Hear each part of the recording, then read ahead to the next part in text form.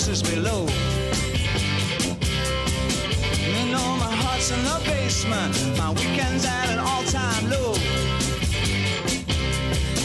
Well, he's down on the street and he's trying hard to boost his flow. As she's hoping to score, well, I can't see her letting him go. Walk out of her heart, walk out of her mind.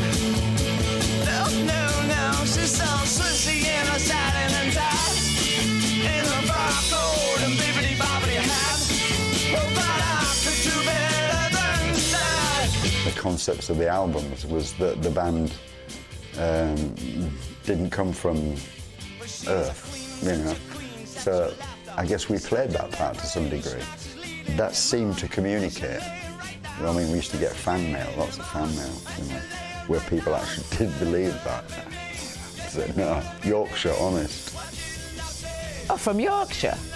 Well, of course they'll be fantastic.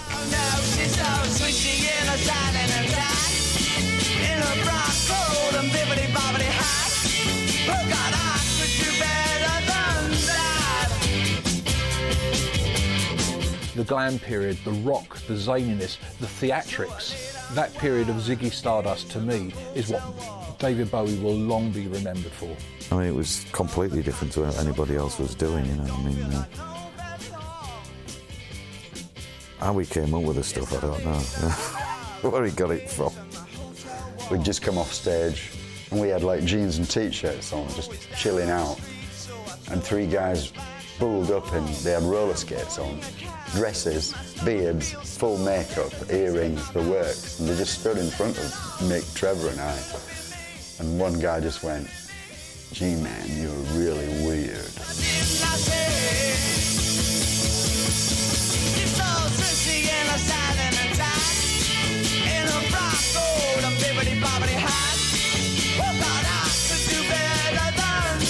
People get up to some shit. He did begin to suffer from delusions of grandeur, probably. It seemed within 6 months they played Carnegie Hall. We created into this image, and he lived it on stage as well. He became Ziggy Stardust.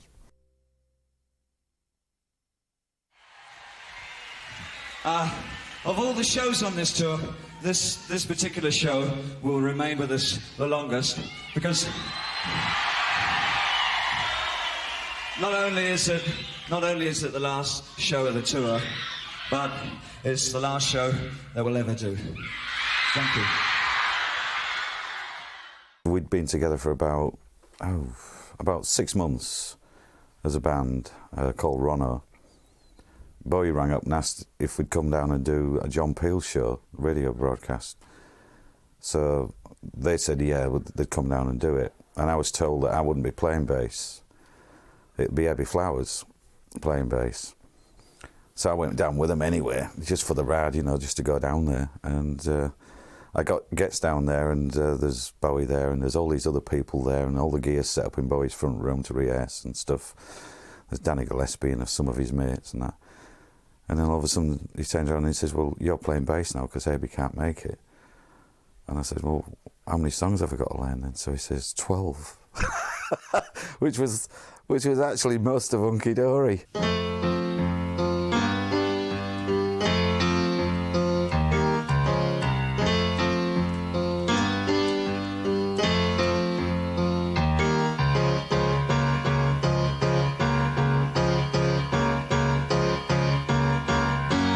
Wake up, you sleepyhead. Put on some clothes, get out of bed. Put another log on the fire for me. I made some breakfast and coffee. Look out my window, what do I see? Crack in the sky and a hand reaching down to me. All the strangers came today, and it looks as though they're here to stay. Oh You Pretty Things is one of those songs that you look back at now and you realise, of course, it was very ambivalent, very bisexual, even homosexual in the way that it worked.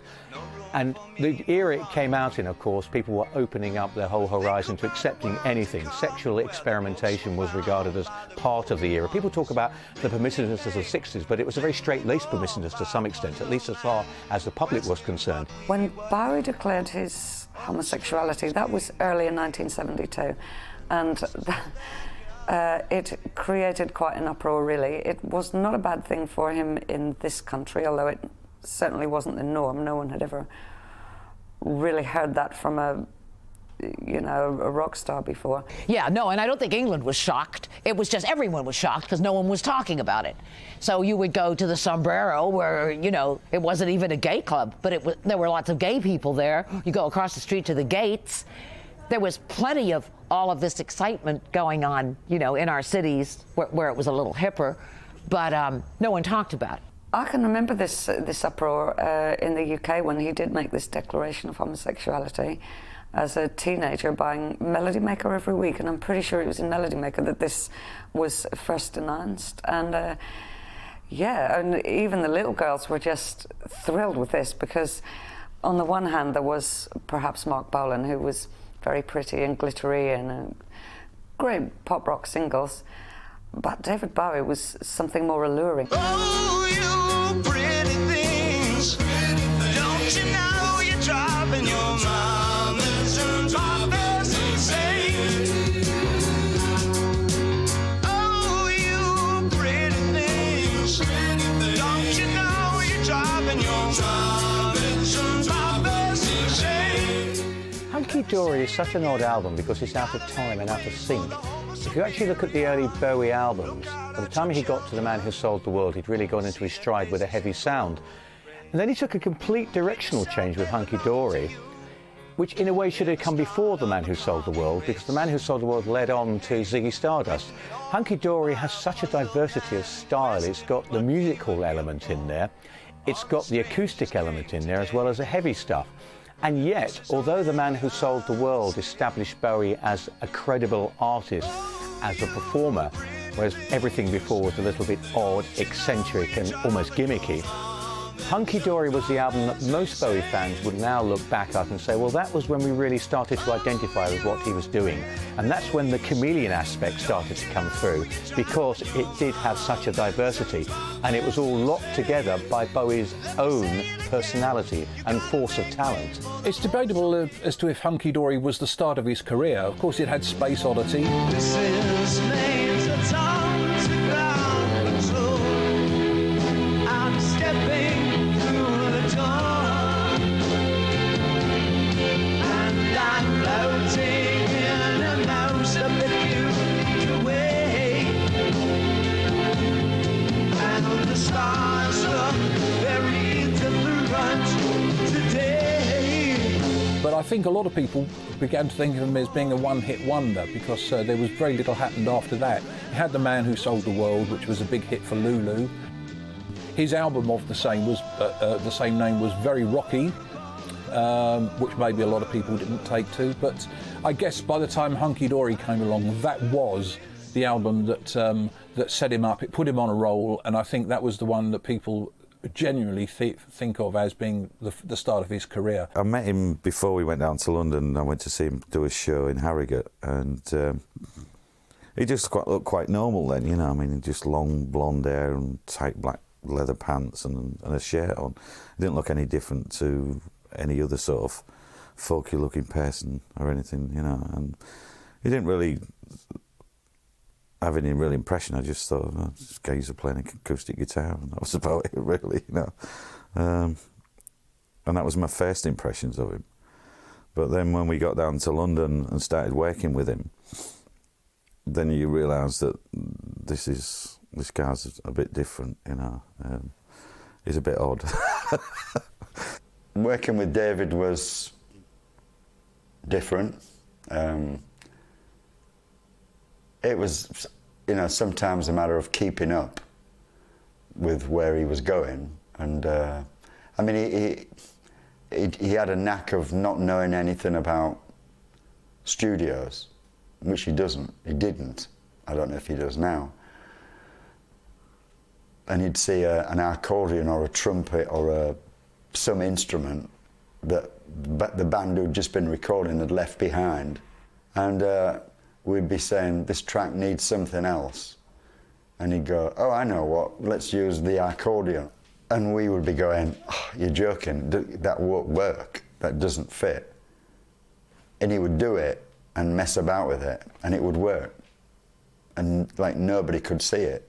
Nobody could see, obviously, what he could see to do with it, which was quite odd, because sometimes you were convinced it was a waste of time.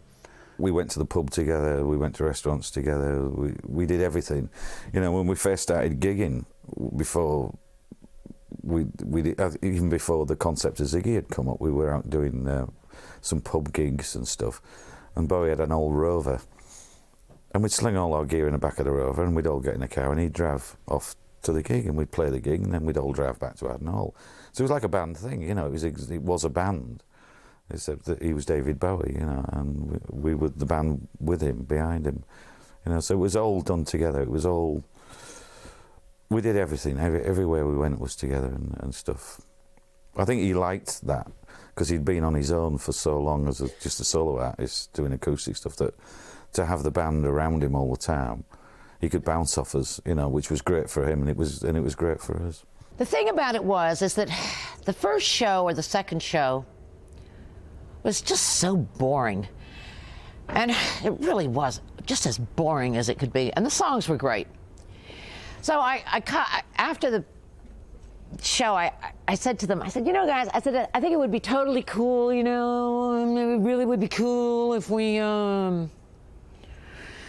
tried to get a little more theatrical. I mean, you know David, you worked with Lindsay Camp, you danced with Hermione, you have a good theatrical. And I was making it sound like it was all my fault, so David could stay butch. This was Dumb Angie. Dumb Angie wants the show to look nice. They've got to get all dressed up and have lights, because Dumb Angie is bored with a bunch of musicians, right? Works, good cop, bad cop.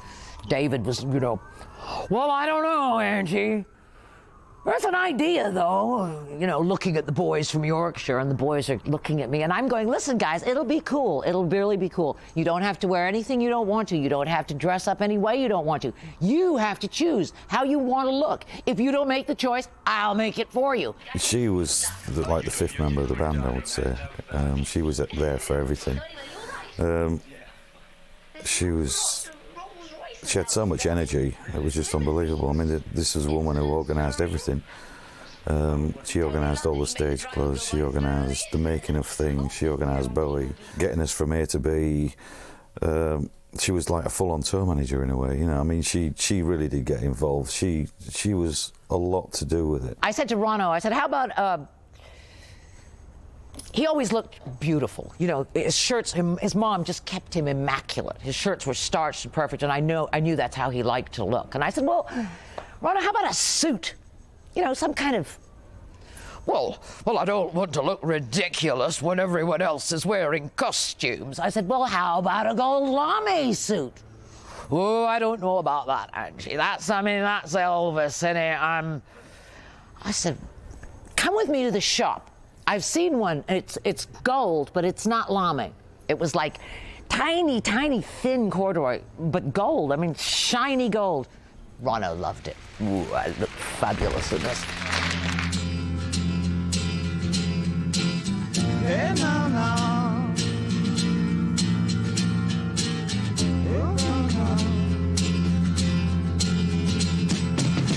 Didn't know what time it was and the lights were low. I leaned back on my radio.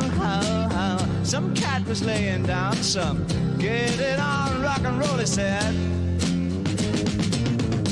Then the loud sound, it seemed to fade.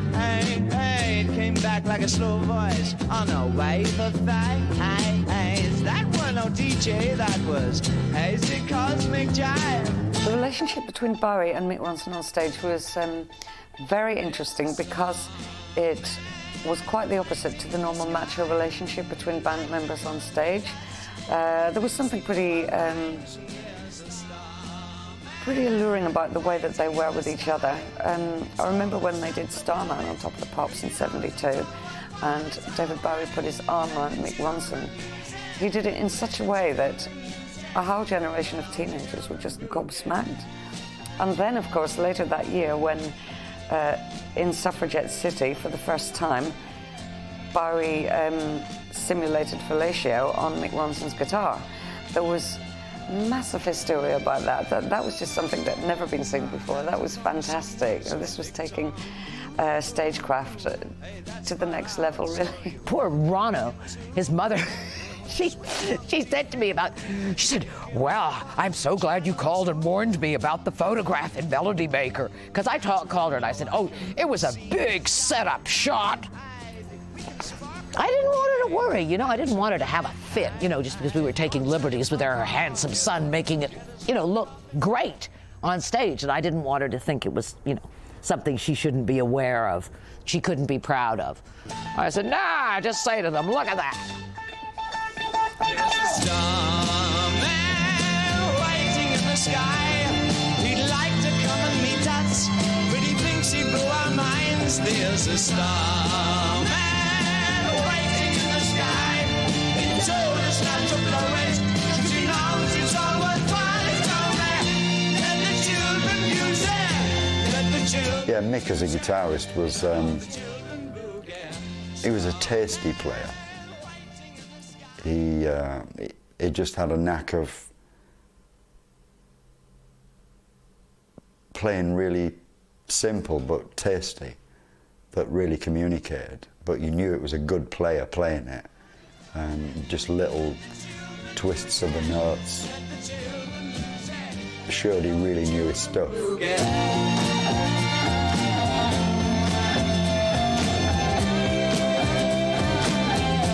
Mick Ronson's contribution was absolutely crucial to Ziggy Stardust. Although Bowie himself is not always gracious enough to give credit where it's due. In fact, in one particularly grand moment, Bowie said, oh, it's all my baby. I just had to hum the guitar solos to Mick and he had to play them. Although that's not the way Ken Scott, the producer of the album, remembers things. Mick Ronson and David Bowie co-arranged the whole album. Mick Ronson also played keyboards in the album. But according to Ken Scott, Mick Ronson's greatest contribution was that intuitively he knew what it was that David Bowie was getting at and what he wanted. In my opinion, Mick Ronson, his contribution arrangement-wise to the early albums was absolutely inestimable.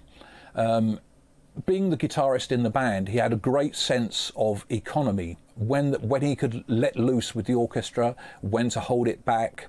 He often featured quite small string sections, which was quite a unique character, where at that time when people were after huge string sections, the sound was actually quite small.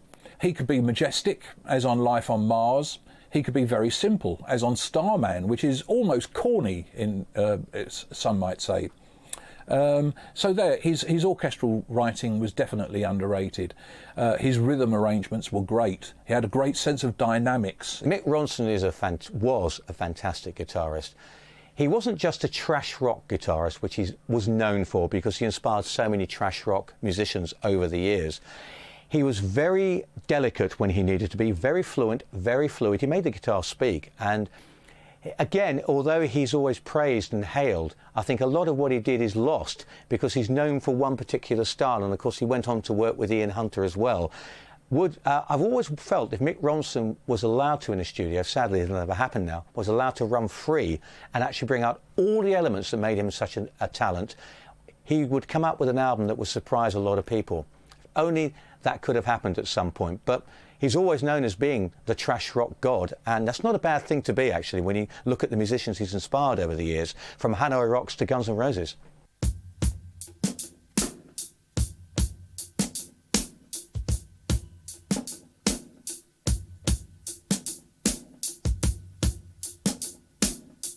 Well, the lovely Trevor Bolder, him of the long sideboards that go down nearly as long as his legs. I don't think you can possibly overestimate how important he was to the early albums of Bowie. Long before I knew the man, his bass playing had made a great impact on me. You listen to songs like John, I'm Only Dancing. To me, the hook is the bass part in the chorus. 5 years, fantastic bass playing. Moon Age Daydream, absolutely a tremendous bass player, a great riff player. The playing on the song Ziggy Stardust is absolutely fantastic. He had character and humour. He was a melodic bass player, and I would place him equally alongside Andy Fraser as the two great British melodic rock bass players of all time. The sideburns were complete. Trevor Bolder's sideburns were ludicrous, frankly ridiculous. But he's never been a man of great image. It has to be said, he never had glamour. He comes from Hull, what can you say? We had the opening night, I think it was in Tokyo, and Trevor had long hair then, so we got a hairdresser to come in and do him a samurai hairdo, and he had the big bamboo sticks or whatever sticking out, Japanese makeup, Japanese costume, and we all wore something a little bit Japanese. He looked unbelievable. I mean, forget about Japan. You know, Japan thought that they really invented all that. Trevor, he got to Japan, the Japanese were crazy about him. He's the only one that looked like them. No, the rest were blonde, you know what I mean? Trevor looked like he was Japanese. The fans went crazy, and he dug it. A soldier with a broken arm fixed to stare to the wheels of a Cadillac. 5 Years was a song that I kind of requested that they write. I knew we needed something rousing, a big anthem at the end. The audience looked like they wanted to come, you know, and there was no way to do it. I thought if they could just sing chorus or something. So when they wrote 5 Years, I felt that they'd actually got a show now that was musically an entity. Well, 5 Years starts with a drum intro, and that was really just setting the mood for the piece, really, getting that hopelessness into a drum beat that was interesting at the same time as everything's hopeless and we're all going to die, I guess. Sounds very deep, what you can actually do with a drum kit, but you can do it. And then the idea was to stay on that. That was like for me, that was no matter where the arrangement goes, which it does get quite embellished on the way through and more desperate, the drum beat still has that apathetic hopelessness about it all the way through. And it was good actually playing that. It was like being the stable point through all this mayhem. 5 Years, a very interesting song. I think the general consensus is that Bowie was writing about an imaginary end of the world, and quite a disturbing lyric. The idea about a person sitting in an ice cream parlour oblivious to what's going to be going on. Musically, it's a very interesting track. Because the track fades in, it leaves the listener thinking that it's an awkward time signature, but it actually isn't. It's a straight 6/8, but just at the point that the track fades in, you're caught on the wrong foot, so you tend to think that maybe it's a more complicated time signature than it really is. 5 Years is one of those songs that's very downbeat. It was one of those Ziggy moments where he looks at life and says, unless we do something, we're dead. Things are not going to improve on the planet, and although you can say the 5-year plan didn't quite work, I think it's a way a lot of people still look at life in terms of we haven't got very long and we have to get our act together and do something, and it's something from the outside that has to influence and inspire us. What Bowie did in that song, it was an epic for a start, and the way that he built it was to keep you on tenterhooks. So when you actually felt like you were into the song, he'd take you in a different direction. He would actually build it and make it unsatisfactory and uneasy in many respects. It's easy listening that's difficult to actually hear. And that's the weird thing about the way Bowie built the song. He established a mood and then changed it, but by changing the mood, he kept you in that mood, because you can get comfortable in the groove and in the zone even when something is downbeat and dark. He kept it dark by constantly changing. And I never feel he actually resolves it, because he doesn't want to. At the end of the song, he wants to make you feel, I feel uncomfortable about this. It's because it's musically a little uncomfortable. And then you realise actually the music reflects the mood of the lyrics. And it was a sensible and clever piece of orchestration. We got 5 years stuck on my eyes. 5 years. What a surprise. 5 years. My brain hurts a lot. 5 years. That's all we got. We got 5 years stuck on my eyes.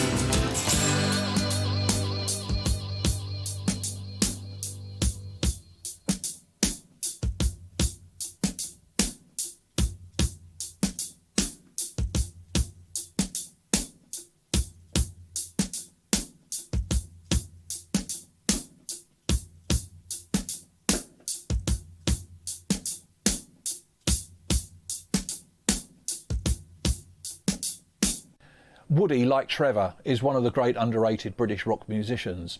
A great drummer who could cope quite easily with all the intricate time signature and tempo changes that strongly featured in all of Bowie's material.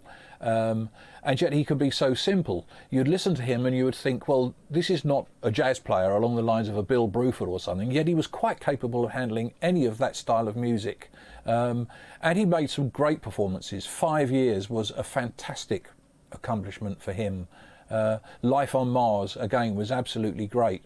He could be absolutely rock solid, and he would swing like the best of them. Woody Woodmansey is one of the greatest drummers of all time. I've never understood why he's never got the credit, but that may well be because he was with Bowie in the Spiders from Mars and he was seen as a sideman. He went on to do Woody Woodmansey's U-Boat, which is a really good band in its own right. But somehow he's always got locked into the Spiders from Mars era, and I'm sure he's still working these days as a session musician and doing very well for himself. He deserves more credit than he gets, and I've always felt it's a little unfair that people don't realise his dexterity, his power, his drive actually played such an important part in the whole Spiders from Mars sound. Because you listen to the drum sound in those early days, and it was far more focused and far heavier than a lot of other bands were doing. He's not quite John Bonham, but he's probably a lot more powerful than other drummers who were being raved about as the heaviest drummers around and the best drummers around. So thoroughly underrated is the best way to sum him up. Bowie always intended for Ziggy Stardust to be something more than just the routine album.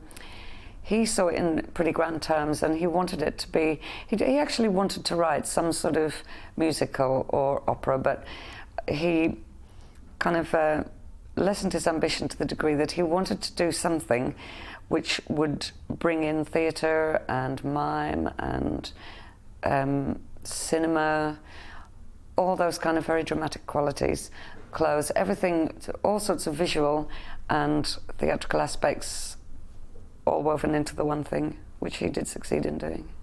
It's theatre, isn't it? It was a theatre thing, you know. He always classed it as theatre. We were theatre, not just straightforward rock and roll. It was all theatre. It was the story of Ziggy on stage, you know. It was like you go to the West End and see it, I suppose, you know. Ziggy Stardust is one of those strange records that to this day remains an enigma. It's because it's based on the idea of an alien rock and roll star, which Bowie had become by that point. He became the character of Ziggy, who comes down to earth and realises what's wrong and observes from a distance.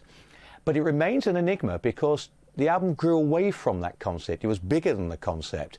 And Bowie actually, at that point, with the Spiders from Mars, did have a very quintessential sound that was very rock and roll, but took in every other influence he'd always aspired towards. Whereas Hunky Dory compartmentalised, if you want, Bowie took everything and put it into the melting pot and came out with a Ziggy sound, which at that point defined what Bowie was all about. And I think to a lot of people still defines what Bowie is all about. Bowie was definitely one of the first people to see the potential of such a grand idea. He wasn't the first person to do it.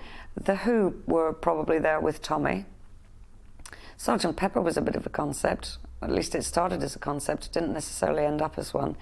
But Sgt. Pepper had the idea of the band within the band. The Who, with Tommy, had the concept of the Messiah walking amongst the people. Both things which feature on Ziggy Stardust. But Bowie was the first person to do it in such a polished and colourful and vigorous manner, and in such a concise way too.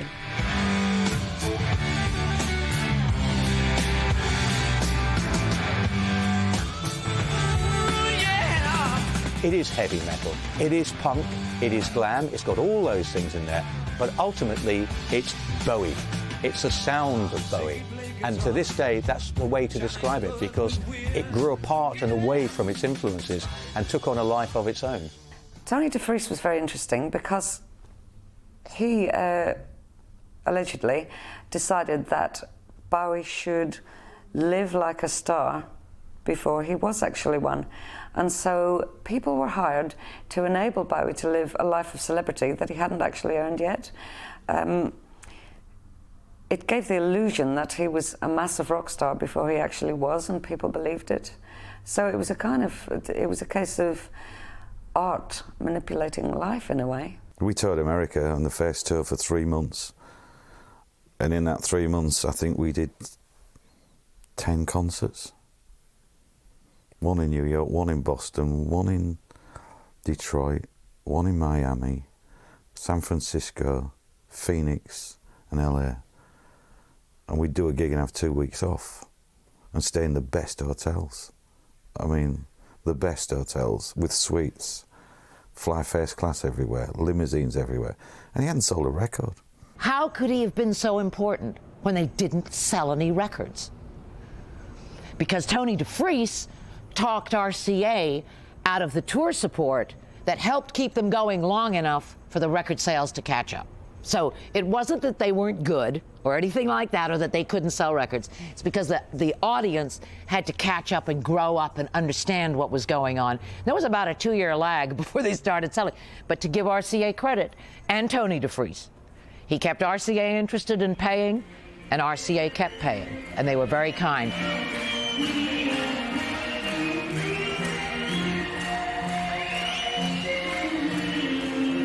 I was the person who was able to get the Pennebaker film funded by turning around and going to the research department of RCA at Select Division and asking them for the money, because we'd gone up there to play for the factory workers, to be cool. And I thought of that too, because I'm not an idiot, I'm a marketer. So they owed us one, and they were so kind. They turned around and went, sure, we'll pay for the Pennebaker film. So when Tony DeFries couldn't get another dime out of RCA, I was able to get the money for the Pennebaker film to be made.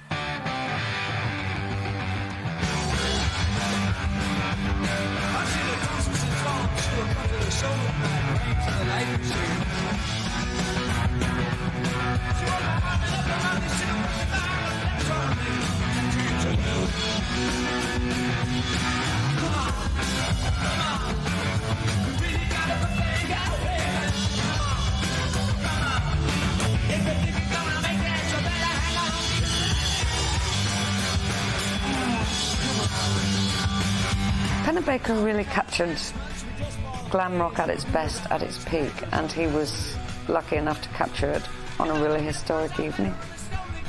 The production by that time had become really spectacular. Bowie with his red hair, his makeup, his costumes. It was a sensational enough performance without what actually happened that night. The Ziggy motion picture, it's one that I watch from time to time with my son. We're both fans of this. You have to remember that it's 31 years old, and so the lighting is a bit poor. I don't think the band get enough shots in it. I think there is one wonderful section where you can see Trevor. And to the best of my knowledge, there wasn't a huge amount of repatching or re-recording after the event. I think it's a really important film. I think technically it's not wonderful. I think the 5.1 mix that my old friend Tony Visconti's done is very, very good indeed. But if you're a Bowie fan, how can you not have that film? Ziggy Stardust's motion picture is very patchy. It's not particularly good.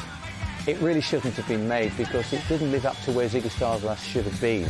And I think part of the problem is that what you needed was a great epic performance. The Man Who Fell to Earth was really Ziggy Stardust, the motion picture.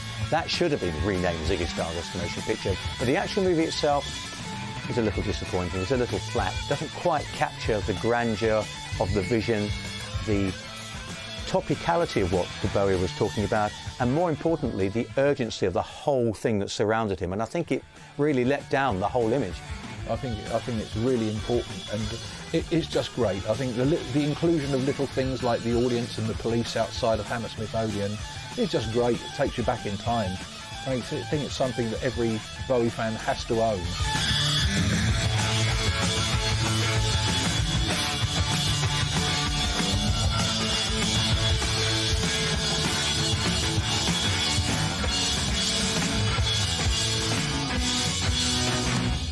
Yeah, Suffragette City just kicked butt.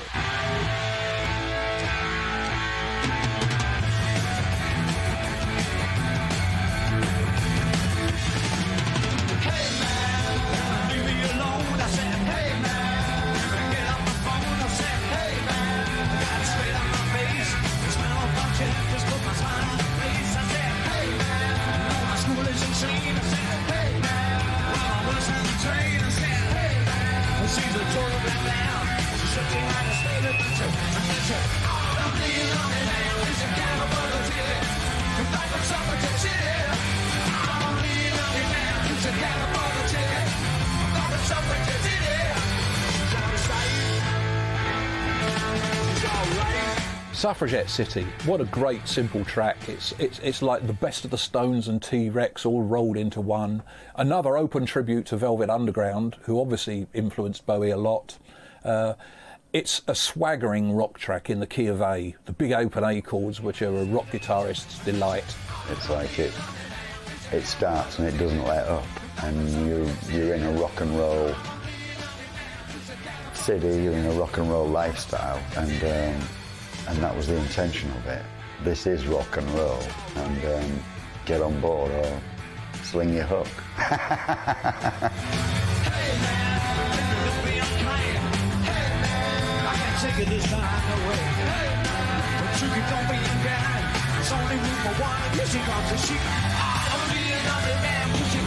Especially live, it just went down so well every night. People couldn't sit down. Suffragette City is a driving song. It's one of those songs, as soon as you hear the intro, you know it's going to really take you and get your head banging if you want, get your feet tapping, get you driving along. It's a motorway song in a way. You can actually put it in and you can hear it going down the motorway. And it's a great rhythmic rock and roll song, a heavy rock song if you want, and it's so great to hear that at any particular point, because even though the production is very sparse and dated now according to our designs and desires, it still has that rhythm, it still has that movement in it, and it's about the secret of rock and roll. What's great rock and roll? Movement, and it's got movement in there and it gets you moving. At the end of it you think, yeah, you know what, I feel better for a good quick headbang, as it were. Wham, bam, thank you, man. Everybody, this has been one of the greatest tours of our life. We really... of all the shows on this tour, this particular show will remain with us the longest, because not only is it the last show of the tour, but it's the last show that we'll ever do. I mean, 1 minute we were doing the show and everything was going fine, you know, and the next he was retiring and the band was fired. We were treated very badly. I mean, even Angie Bowie quotes in her book that me and Woody never got any of the money that we were supposed to get and that we deserved. We were left without anything, you know. I mean, I blame a lot of that in a lot of respects on the management. You know, we were promised, because the whole thing had grown up at Haddon Hall, the whole thing had started at Haddon Hall, and we'd all been involved together. Okay, David was the artist, but the whole thing had grown together. The band and him had made that into what it was. And so we were promised a percentage of what was in. And David would always say, oh, we're all going to be really rich, you know, after this, because we'd started to make it. So we're all going to be really rich. Don't you worry, we'll all be fine. And of course, when it came down to the breakup of it all, he was gone. You couldn't find him anywhere. And of course, Tony DeVries would say, well, I never promised you anything. So you finished up penniless. And they finished up earning, well, DeVries finished up earning lots of money off it. And they weren't interested. I think that the one thing that really hurt was, you know, they just weren't interested in your welfare. After all you'd done, and because we did play a big part in that, and after all we'd done, and after we'd built up that we were all going to be really looked after, and we all had families and kids, and we'd get a house and car, and you know, we could look after our children and all that, and then at the end of it, you finish up on the dole. You know, which is crazy. David Bowie turning into Ziggy Stardust was really quite a gradual thing. I don't think it happened overnight, but his growing success fed his growing ego, and he did begin to suffer from delusions of grandeur, probably. The drugs were what caused him to be unbearable to work with. He wasn't god-awful when I met him. He really wasn't. He was charming.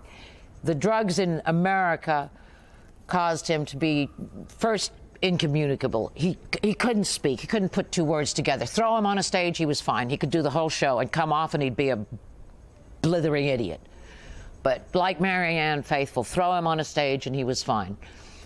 But that's not enough. I'm sorry. I wasn't in awe of what he did on stage. I've seen better people on stage. What I was interested in was whether we were delivering quality material. I know it sounds camp, but I'm serious. I'm really that old-fashioned. I just wanted to know that it was a great show and the music was as great as it could be and you could hear it and they looked good and it was exciting. Well, I accomplished that. I couldn't accomplish anymore. After that, he wouldn't talk to me. After that, I was persona non grata. All he wanted to do was to get rid of me. It just happened gradually. The bigger he got, the more fame he got. He always wanted to be famous, and the more and more he got of it, you know, it's an animal, isn't it? Fame takes you over. You know, I just think it took him over, like a lot of artists it does, and they think that there's somebody bigger than everybody else and they're better and whatever, and really they're not, you know. And it engulfed him, did stardom. It turned him into a different person that I'd met in the beginning.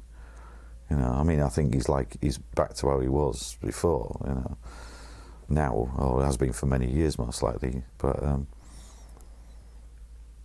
to go from being sort of known to being a huge star, it's I mean, it's hard work, is that? It must be tough.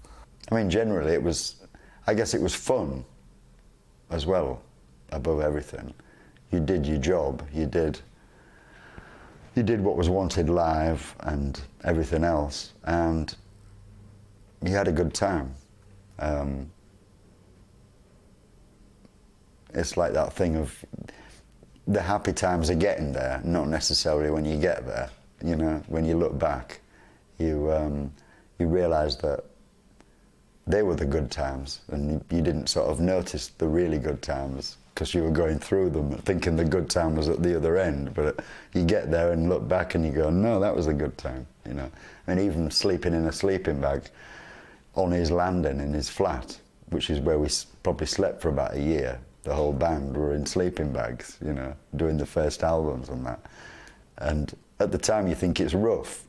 You look back and you think, no, it was actually cool. We got up, had a coffee, went down and played drums straight away and jammed, and then had breakfast, and, you know, it was good. It was a good scene, you know.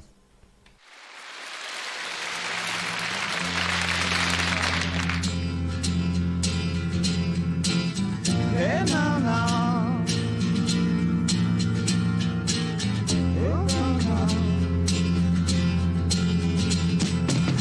Didn't know what time it was and the lights were low. I leaned back on my radio. It was brilliant, you know. I mean, it was everything I wanted to be. From being 14 years old, from seeing the Beatles, I wanted to be up on the stage and be in a big band. I wanted to be on top of the pops. And I did all that. And I travelled the world and I played all the big places, and, you know, I did everything. There's a starman waiting in the sky. He'd like to come and meet us, but he thinks he blew our minds. And there's a starman waiting in the sky. He told us not to blow it, because he knows it's all worthwhile. He told me, let the children use it, let the children use it, let all the children boogie. 71 to 74 is often regarded as his golden era. Certainly, it's my favourite era of Bowie. But there were some other great periods in his musical life. If you take 76 to 82, the Thin White Duke and the Berlin period, there was some great stuff came out there. The Young Americans, there was some great stuff. And there's been great singles down the years. China Girl, Golden Years, Fame, Sound and Vision. These are all great tracks. But if one talks about a consistent period, then I think few would argue that 71 to 74, the glam period, the rock, the zaniness, the theatrics, that period of Ziggy Stardust, to me, is what David Bowie will long be remembered for. It's always difficult to define David Bowie's golden era because every era is different. I think if you speak to Bowie fans who got into him around the 71, 74 period, the Spiders era if you want, they'll always say that was the best period. And that was a period, and I particularly loved what he did because it was something that related more to rock. To say it's his golden era is unfair because Heroes and Low, a little later on, was a golden era as well. Station to Station was a golden era. He's done so many great albums in so many different styles over the years that all one can say is the 71 to 74 period was a golden era for David Bowie, and very few artists actually can match what he achieved in those 3 years. I can't say I would change anything. Maybe the ending, but the rest of it was just... It was superb, you know. It's part of my career. It's the highlight of my career in a way, you know. I mean, Ziggy's a brilliant album.